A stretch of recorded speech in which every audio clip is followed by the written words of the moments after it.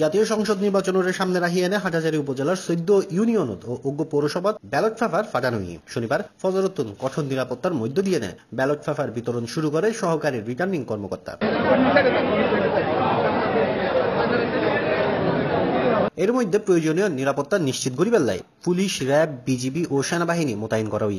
হাটহাজারী উপজেলা নির্বাচন অফিসার মোহাম্মদ আরিফুল ইসলাম সিপ্লাসরে জানাল দি 106টা কেন্দ্রের মালামাল আমরা সবই রেডি করে ফেলছি। এখন প্রিজাইডিং অফিসাররা মালামাল তারা বুঝে নিচ্ছেন এখান থেকে।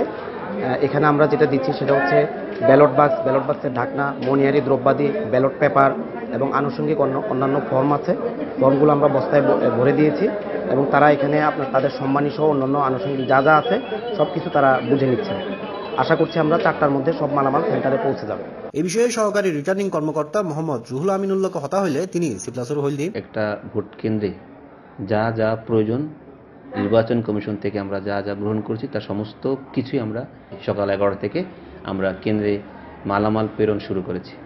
মেট্রোপলিটন এলাকার বাইরে প্রতি ভোট কেন্দ্রে 1 জন করে পুলিশ, 12 জন আনসার এবং 1 জন গ্রাম পুলিশ। চট্টগ্রাম 5 আসনের জন্য হাটহাজারী এবং চট্টগ্রাম মেট্রোপলিটন এরিয়া মিলে পুরো 5 আসনের জন্য 4 জন নির্বাহী ম্যাজিস্ট্রেট এবং 2 জন জুডিশিয়াল ম্যাজিস্ট্রেট দায়িত্ব পালন করবেন। Desk news, C plus TV.